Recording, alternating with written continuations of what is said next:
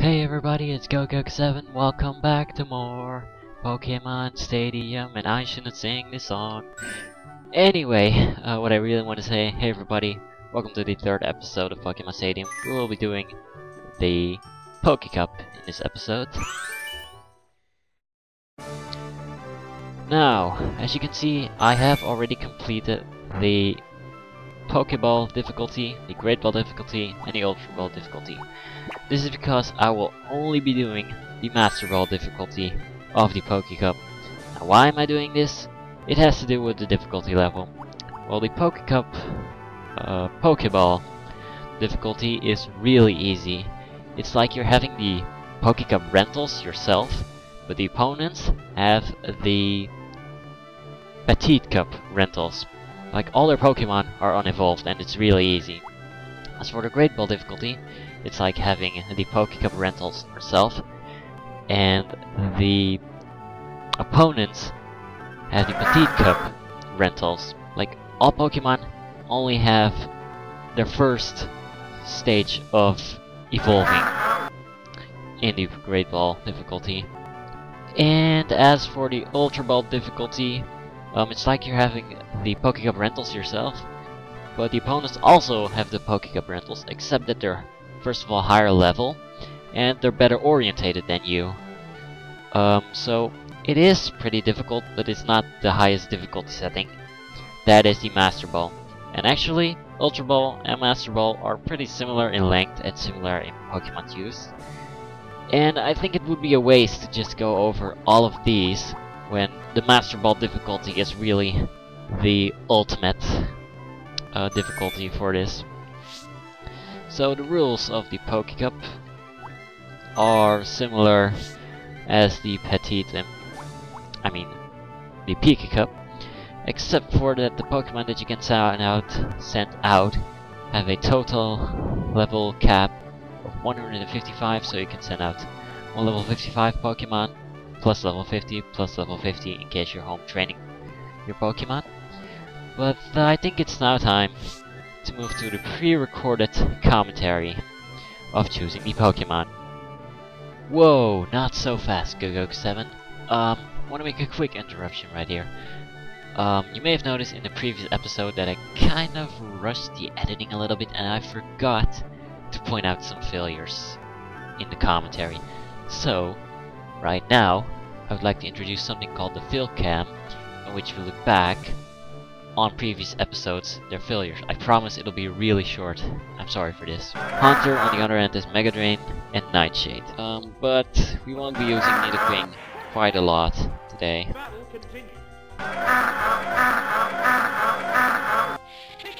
So the last battle is Poliwhirl and Poliwrath, Nidoking, Seadra. Alright, so that was the Field Cam. Now let's finally choose our Pokemon. And one thing that I want to say, there's 149 Pokemon right now to choose from, and it's really a long job to scroll through all of that. So what I have done this time around is use the register option, in which you can select Pokemon beforehand so that they'll appear in a list that you can select in order to start the cup right ahead. This may be better to show instead of just explain. So all pre-selected teams will be in these lists. You can see I just selected these Pokemon. So where did I use this for? Well, I grouped Pokemon of the same type together so that I can choose per type. And so with that, let's choose our Pokemon to use. So the best fire type to use for me will be the one that knows Fire Spin and has the greatest speed, which is of course Charizard. Normally you would want to go with Moltres for his higher special and better stats overall, but I think that the Fire Spin move is really going to be useful in case you have trouble with dealing with Zapdoses within the Poké Cup. As for the best ground type, it was a really difficult choice, but I want Golem for his special and defense combination. He will be able to deal with other electric type Pokemon within the Poké Cup. As for the best psychic type Pokemon, there's actually two of them which I would like to use. Now the difficult choice right here is between Kadabra and Alakazam. I'm going to base my choice after the damage formula. This game does have a formula in which you can calculate the damage that a move will do. I'm going to show it on screen, and it may seem a little bit intimidating, but it's a really easy formula. All you need to do is fill in the gaps. So once you fill in these, you're going to see that Kadabra with Psychic will deal a greater amount of damage than Alakazam with Psybeam. It's a little bit of a shame that we're going to deal with his lower stats, but he will be really useful, trust me. And as for the other Psychic type Pokemon that we're going to use, it is of course Jinx. Her Ice Punch will be very useful against some Pokemon. As for the best Water type Pokemon, we're not after Ice Beam this time, since we already have Jinx to do Ice Punches. We want Starmie for his all-round incredible stats and the fact that he has Surf and Thunder. As for the best Electric type Pokemon, we would actually want the fastest Pokemon, but one trouble that Electrode and Jolteon, who are some of the fastest Pokemon in the entire game, have is that they will be defeated by Earthquake very quickly, so we actually want the dual type Zapdos. He has Thunderbolt, which has a 100% accuracy, and Thunder Wave. These two moves will be very useful. Now, as for some Pokemon that may be useful to you in case you don't want to use other types of Pokemon, these are the ones you could choose from and still complete the Poké Cup with. If you really are against using Charizard, then Gengar may be a very useful choice for you. And you will see about that later. But the final team that I'm going to use is Charizard, Kadabra, Golem, Starmie, Jinx, and Zapdos. Let's finally start with the battles. Actually, after many test recordings, I've decided to change my team. I've decided to use Gengar instead of Charizard and Onix instead of Golem. Now, Gengar for his Ghost typing, his Thunderbolt, and his Speed on special combination. He will be really handy. And Onix for his Earthquake, Rock Slide, and Explosion moveset. He does have a lower speed and special, but that won't matter very much. I didn't have much trouble with Zapdos in the Poké Cup. However, Gengar is going to solve a different problem. Now let's finally start with the Poké Cup Master Ball.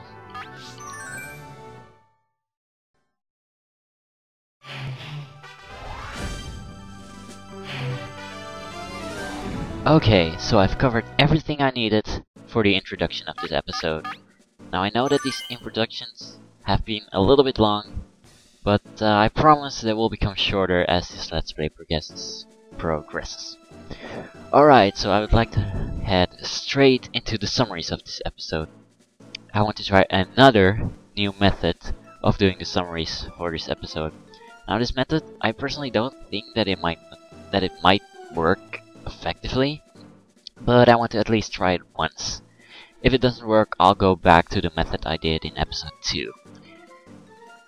So I'm gonna go through the first two battles while the summaries play back to back. Enjoy. So the summary of Kadabra, who is a Psychic type Pokemon with HP 121, Attack 60, Defense 56, Speed 130, Special 464. With the moves Psychic, Counter, Dig, and Recover. I've already talked about Kadabra, but I'm going to quickly review him again. He has a high speed and special combination. By the way, despite being unevolved, he still is one of the fastest Pokemon. Slow defense is his greatest weak point. Be careful when fighting against Pokemon that have physical moves, because a critical hit equals a 1-hit KO on Kadabra. But you're usually not going to have Kadabra fighting against a physical Pokemon in the Poké Cup. Dig, Recover, and Counter will most likely not be used. Alright, so the summary of Onix, who is a Rock Ground type Pokemon, HP 116, Attack 70, Defense 186, Speed 95, and Special 56, with the moves Earthquake, Rock Slide, Explosion, and Strength. Now, Onix has a great defense. In fact, he has one of the highest defense stats of all Pokemon in the first generation, but the highest defense of all Rock-type Pokemon. But not only that, he also has the lowest special stat ever. He's only surpassed by not fully evolved Pokemon. This is the kind of Pokemon I like to talk about and want to save for later, but oh well. As he is actually the only electric-type counter in our entire team. He also has a not too horrible speed. His attack, HP, and special are pretty much garbage compared to his defense. I guess it's a compensation. But you do desperately need Onix to counter the Zapdos and Jolteon in the Poké Cup. He has an actual decent moveset, supporting his typing and stats. You can use Explosion when you're desperate, and Earthquake and Rock Slide to deal damage. Alright, the summary of Jinx, who is a Ice Psychic type Pokemon with HP 146, Attack 75, Defense 61, Speed 120, and Special 121. With the moves Ice Punch, Mega Punch, Lovely Kiss, and Psychic. Now, Jinx has one of the lowest defense stats in the entire game, only topped by not fully evolved Pokemon, and Chansey. So my advice, never match up Jinx against a physical attacking Pokemon. However, Jinx is also the fastest Lovely Kiss user in the first generation. Putting opponents to sleep is really what Jinx is for. Sleep can be really overpowered in the first generation because the opponent put to sleep. When it wakes up, it cannot attack in the same turn that it wakes up. But apart from that, Jinx has a not too bad speed and special combination. Ice Punch and Psychic can deal a decent amount of damage, and potentially freeze a Pokemon or lower its special. It's best to use Jinx at the start of a battle when playing competitive. Alright, so the summary of Starmie, who is a Water Psychic type Pokemon with HP 136, Attack 96, Defense 106, Speed 137, and Special 121. With the moves Surf, Thunder, Harden, and Swift. Now, Starmie is potentially the ultimate rental Pokemon. All of its stats combined give it a rank of being the number 15 among the strongest Pokemon in the first generation. Though there are some irregularities in that list, I will go over that much later. Its HP may be a little low, but the rest of its stats are really good. There's no comment I can actually make about that. The best thing about Starmie is that you can orientate it however you want, because it can learn a very great deal of special 100% accurate moves, such as Thunderbolt, Psychic, Surf, and Ice Beam. And of course, those moves, they're stronger, less accurate counterpart. And of course, it can also learn Recover, Thunder Wave, and Hybrid Beam if you need that. However, the weird thing in the first generation is that Starmie should not be orientated for same type attack bonus moves like Surf and Psychic. Instead, it should only be taught moves to counter the Pokemon that it has a difficult time with, which are the following on screen. But the only Pokemon that it can naturally not defeat are Alakazam, Jinx, Electro, Jolteon, Raichu, Chansey, and perhaps a few more. Alright, so the summary of Zapdos, who is an electric, flying type Pokemon. Its HP is 162, Attack 107, Defense 102, Speed 117, and Special 142, with the moves Thunderbolt, Sky Attack, Flash, and Thunder Wave. Zapdos is a very good Pokemon. Its combined stats are the 5th highest in the first generation. It is immune to Ground type, but is weak to Rock type. And he cannot touch Pokemon like Golem or Rhydon at all. But Zapdos is one of the best Pokemon for his overall stats. He's best at special attacks, but it still is useful to give him Drill Peck, because his attack stat is also decent. But this Zapdos has Sky Attack, which is okay, I guess. So Zapdos can do a great amount of damage, and it has Thunder Wave and Flash when you need it. The thing with the particular Zapdos in the Poké Cup is that all electric type Pokemon in the Poké Cup are faster than it. It's such a shame.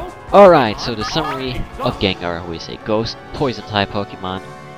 Its HP was 136, attack 86, defense 81, speed 132, and special 151. With the moves Thunderbolt, Nightshade, Confuse Ray, and Hypnosis.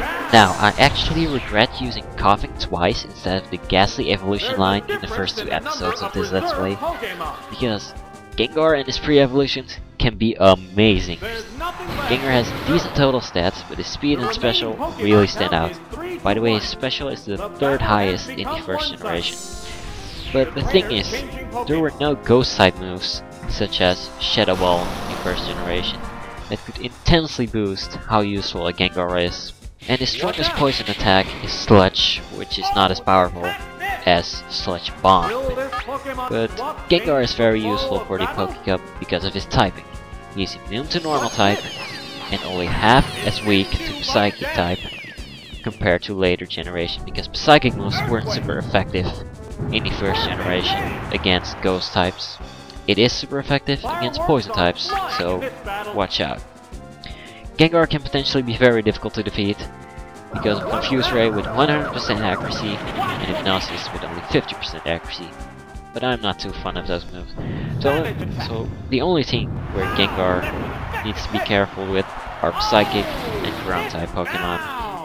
He did not have the Levitate ability in Generation 1. To counter his potential threats, you can teach a real competitive Gengar Mega Drain and Explosion. Okay, so by now the summaries should be over. This is how I always wanted the summaries to be ever since the first and second episodes. But I had written notes in those episodes instead of using a computer, so they turned out a bit wacky in my opinion. In this episode I'm using my new laptop, and this is what my desktop looks like during recording. But anyway, quickly review the first battle and the second one. The first battle is really easy, all you need is Kadabra. The second battle, it's unnecessarily difficult in my opinion. But the Poké Cup contains some very dangerous Pokemon. I've made a list of Pokemon that you really need to watch out to during the Poké Cup. So this Cup really encourages you to switch Pokemon around, as you can see in the second battle. And that made this game rather interesting. But apart from that, I still have some competitive mechanic I want to go over, and I have limited amount of time. For this battle, I want Starmie, Jinx, Zapdos. So, in this episode, I would like to explain something called effort values. Effort values are different from individual values.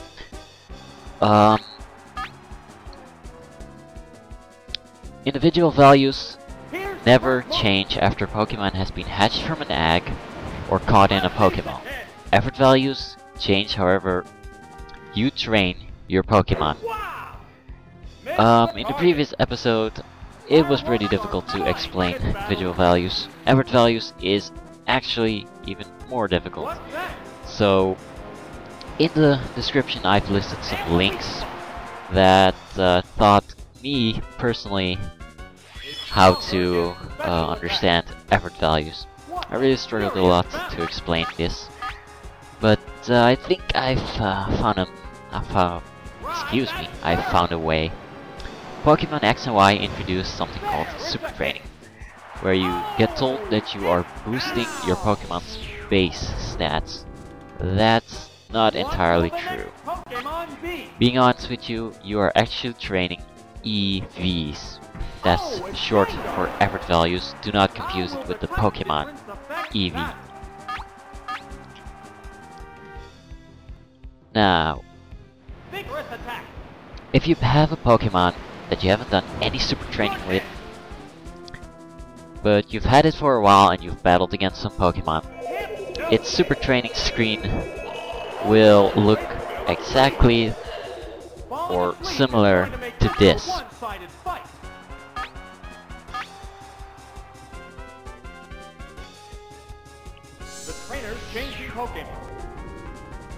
Now the question is, how is this possible when we've never done a super training? The answer lies in wild Pokemon. Oh my god, Fire Spin. I need to change, switch out. This metronome battle is really dangerous. So wild Pokemon give your own Pokemon EV points when you defeat it. And it depends on which Pokemon you defeat, which stat will gain on EV points. A fast Pokemon like Zubat will give your Pokemon speed EV points when it's defeated. A high special attack Pokemon like Ghastly will give your Pokemon a special attack EV point, and so on. Every single Pokemon gives an EV point. Oh wow, you soft boiled. But to top it off, Pokemon with extra high stats give more EV points. A Haunter gives 2 special attack EV points, and a Gengar gives 3 special attack EV points. And you can pretty much fill the gap regarding the rest of the story. So now, here's where confusion often starts. What do EV points do? Well, for every 4 EV points, your Pokemon will gain 1 point in a particular stat at level 100. So if you have a Pokemon which has 20 EV points in HP by defeating 20 Bidoofs, the Pokemon will have its HP stat raised by 5 points compared to a Pokemon that was completely raised using rare candies. Alright, I'll continue the rest of the story soon. So this battle, the third battle, the trainer only uses Metronome or Hypnosis and Dream Eater, and his Magmar knows Counter. So don't use any special attacks, and just have high defense Pokemon out. But the fourth battle, Starmie is really dangerous. It is faster and stronger than our Starmie. The rest of the Pokemon are relatively strong, but my team would be Gengar, Jinx, and Starmie. The crowd's excitement is building. This is round 4. Oh, just want to switch out to Starmie. So Pokemon X and Y completely changed EV training. When doing a super training regime, you were actually gaining 4, 8, or 12 EV points, respectively, for the level of super training you're doing. Super training has 3 levels. In the first one you gain 4 points, second one you gain 8, last one you gain 12. And there also are training packs, which do pretty much the same thing. Except that small gives 1 EV point, medium gives 4, and large gives 8, if I'm correct. Now, you may be wondering, what do those items introduced in the first generation do? Like HP up, calcium, iron, protein, etc. Well, basically, 1 dose of those items give your Pokemon 10 EV points in the stat that the item is linked to. However, there's a limit to those items. They will only work up to 100 EV points. After that, you need to EV train or use super training in Pokemon X and Y. However, there's a strict limit to the amount of EV points, and I will go over that after this battle.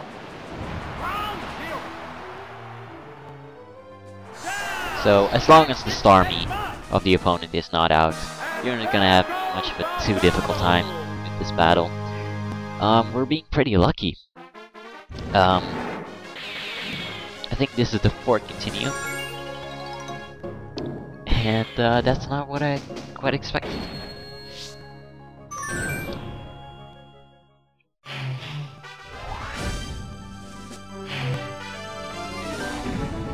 Alright, this next battle can be very dangerous. This trainer likes using Confuse Ray. My strategy would be Zapdos, Starmie, and Jinx. So there's a strict limit to EV points, which is basically when the bar on the right side of the screen in Super Training is filled.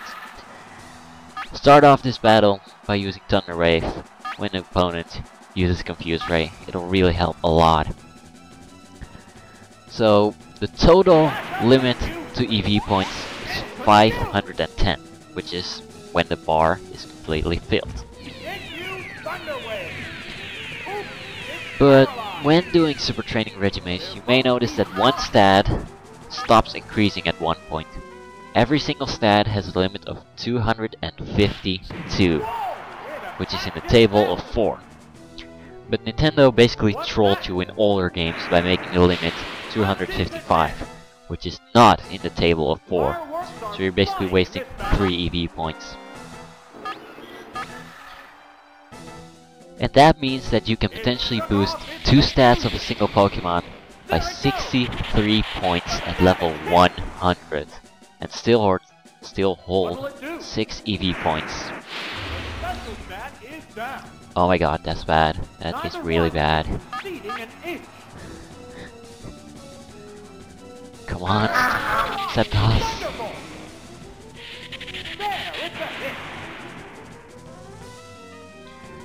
What now?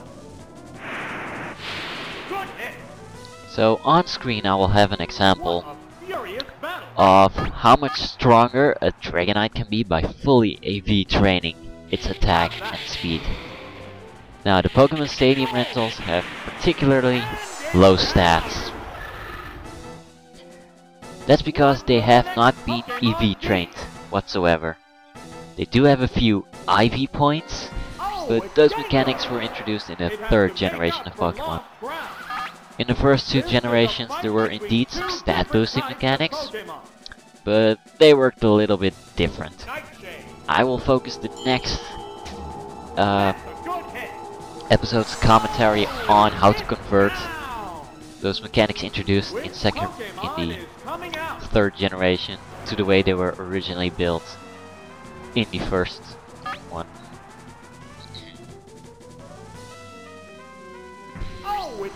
And that's basically the commentary of this episode. So, we've had a rough start with this battle. The Pokemon returns to its Pokeball. Oh, it's Aerodactyl! Oh no, that's bad.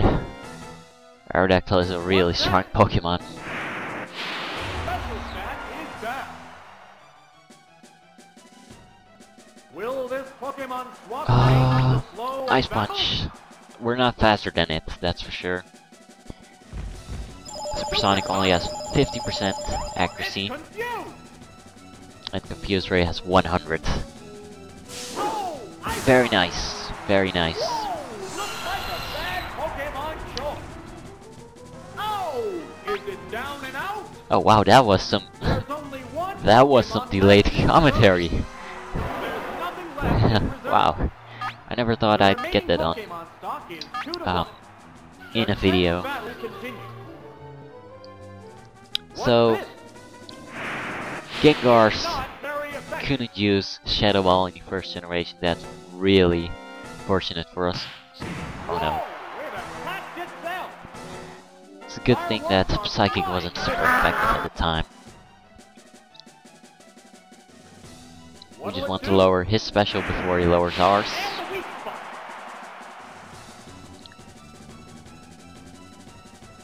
Ah! Special stat is Very down. nice, very nice. Neither one is conceding an inch. What now? I like the strategies that A decent hit. the opponents use in these cups. It can really make commentary very interesting. Hey, what's it doing? Down it goes. Alright, Starmie. We're down to one Pokemon aside. Oh, it's Starmie. There's just one Pokemon aside now. The battle I have is no idea coming what to right commentate down until to the next wire. battle, because that one is actually very interesting, trust me. There we go!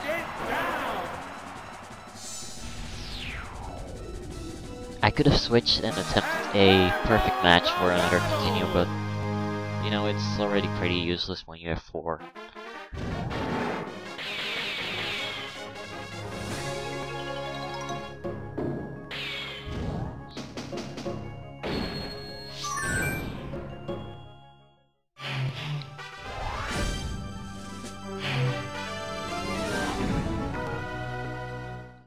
Alright, the 6th battle.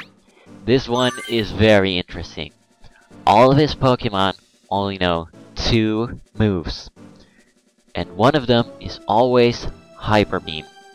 The second moves that they have is Taurus has Thunder, Snorlax has Rock Slide, Rapidash has Fire Spin, Arcanine has Dragon Rage, Vaporeon has Aurora Beam, and Kangaskhan has... what does it have? Surf. I found a pretty good strategy for this battle. We of course have Gengar, that is a ghost type and is not affected by Hyper Beam at all. We have Starmie, that knows Harden.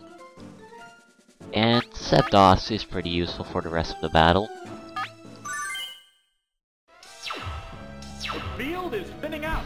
We're into round So as soon as this battle starts, you need to be aware that it might use Hyper Beam at once. So when you see Arcanine, you just want to do Surf. Changing Pokemon. That Pokemon must not have been It the switches right out to choice. Vaporeon, Oh, it's Vaporeon. and Vaporeon cannot do a lot of damage. Aurora Beam has low It didn't do much damage. base attack, Fireworks are flying in this and you battle. want to just do Harden twice. Trust me. It You want to improved double its defense. Starmie's defense. It doesn't affect Aurora Beam What's next? in any way, It's not but it's very effective. useful for Hyper Beam. Neither one is conceding an inch. It's concentrating on its status. Okay, so you just want to use Thunder, and I've been noticing Attack power down. that The when you use heated Thunder battle on this rages particular on. Vaporeon, it tends to miss a lot.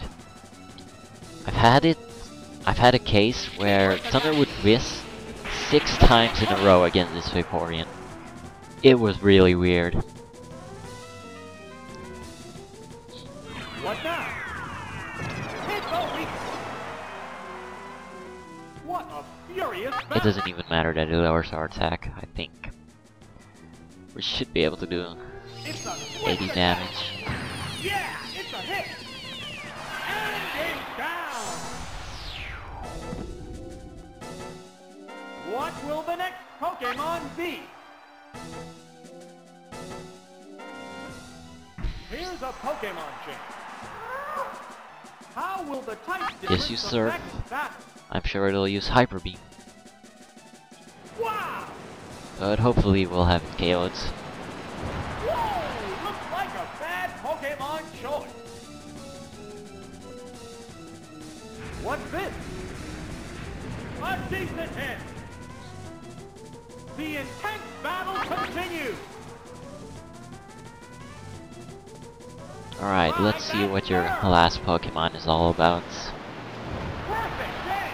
One thing that I forgot to mention is that Down. in the Poké Cup, the opponents There's a really difference in the number of try to reserve abuse the Pokemon. level cap by sending out as high level Pokemon as they can.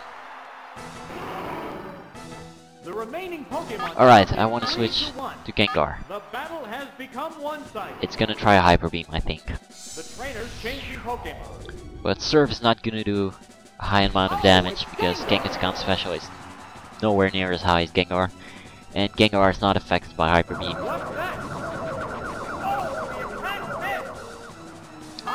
So just use Thunderbolt. 2 or 3 should be enough.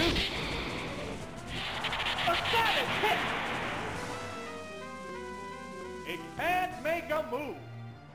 Neither one is conceding an inch. And there we go. What now? That wasn't too difficult, Is it down and out? but I promise the next one will actually be. That might be the first time that I'm gonna use a save state in the Poké Cup.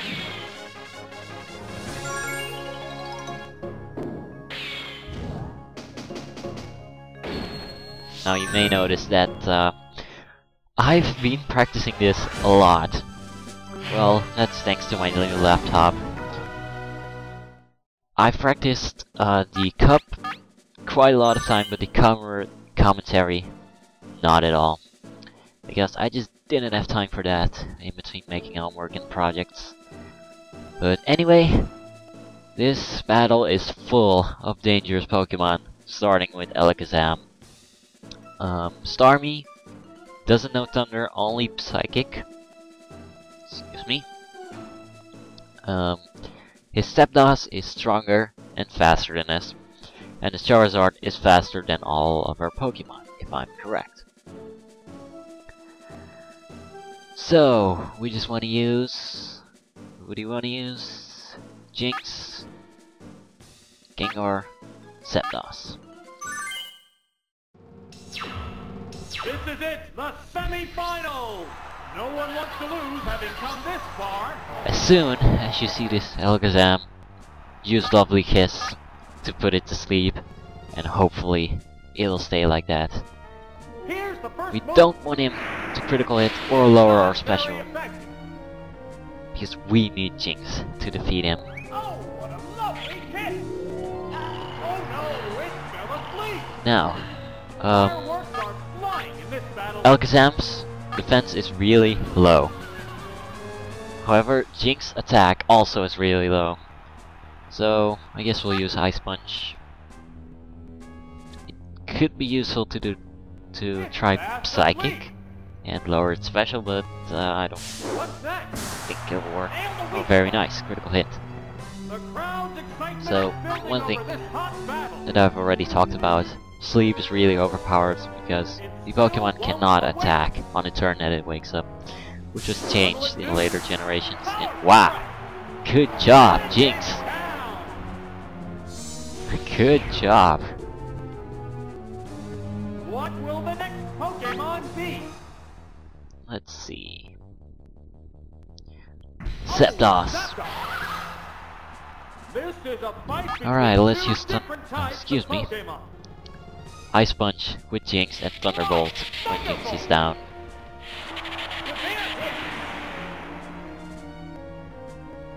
Come on, give it an ice slap! Yeah, Whoa, looks like a bad that Pokemon did choice. quite a lot of damage, honestly. Neither one is conceding an You inch. could try to put it to sleep, but doing it twice might not work. Wow! Oh, it's frozen. I forgot that Jinx and Zapdos have a speed tie. There's no And fighting when back there's a while speed you're tie, hurt. you Pokemon tend to switch back and forth who attacks first. And this freeze Can't move is again. really useful for us. How's that? Could potentially lead to another perfect match. Down and out. There's a difference in the number of reserve Pokemon. Oh, Kadabra is also really dangerous. The remaining Pokemon count is 3 to I don't 1. think we're faster than The it, so battle has become Jinx is gonna go one-sided. down. Seeking time. There, it's a hit. It's finally taken down. Alright, Which Pokemon we would is use coming Zapdos out? and Thunder Wave at first. Oh, it's Zapdos. The remaining Pokemon stock is 2-1. The combatants are making sparks fly. And we're not faster than it. Oop, it's paralyzed. What's that? Alright. Oop, it's paralyzed. Fireworks are flying in this battle. It's paralyzed. It would actually be best to use Sky Attack on it because it has such low defense. But waiting a turn is dangerous, and Thunder Wave could interrupt the Sky Attack charge up. And then you have to do the charge up turn all over again. There it goes. Very nice. Very, very nice. So we're off to the final battle. And at the end of the final battle, we're gonna do something a little bit different. But you'll see it once we're there.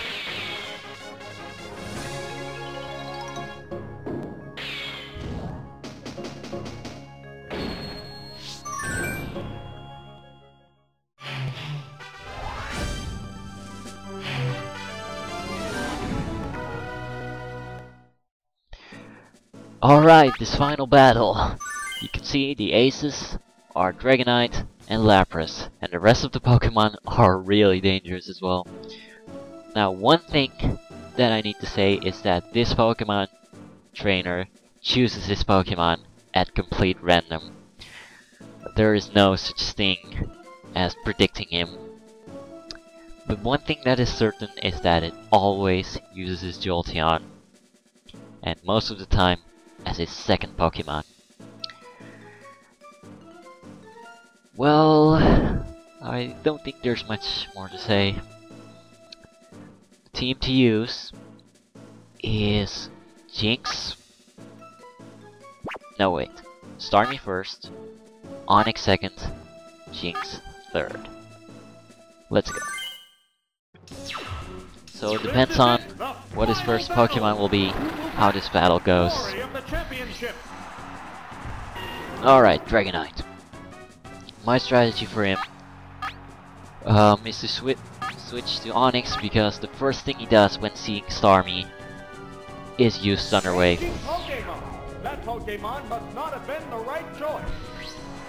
Oh, it's Onix! So Thunder Wave doesn't affect Onix because he's a ground type. And then once he sees Onix, he's gonna use Surf. So we're gonna switch to Jinx. See how it encourages you to switch Pokemon back and forth? Oh, it's Jinx! Surf is not gonna do that much damage. But it is unfortunate that it's not very effective. Now Ice Punch can 1-hit KO this Dragonite because it's 4 times super effective. Wait, did I say Dragonite? What? Wow, that's really unlucky.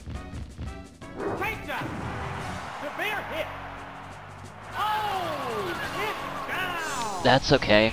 Jinx has done his job. What will the next Pokemon be?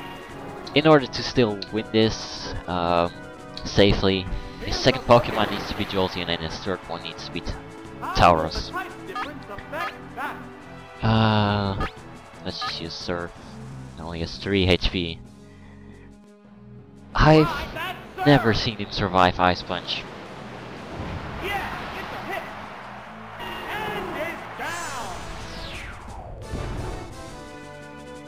Which Pokemon is coming out? Alright, so once you see Jolteon, it likes using Thunderbolt first on Starmie, but when you have something out like Zapdos, it tends to use Thunder Wave first. Jolteon is one of the fastest Pokemon, and is thereby one of the most dangerous ones.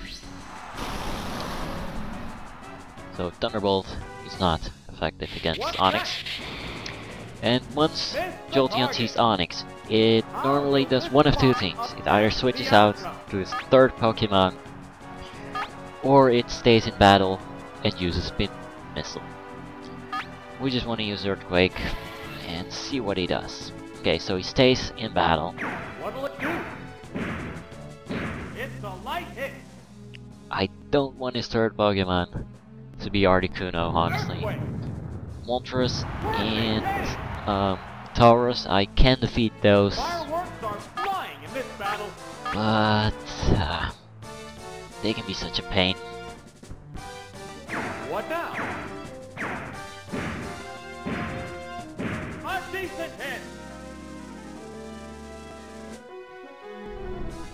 How's that? Round zero. Oh! Is it down and out? Alright, what is There's your only last one Pokemon? Pokemon left in reserve.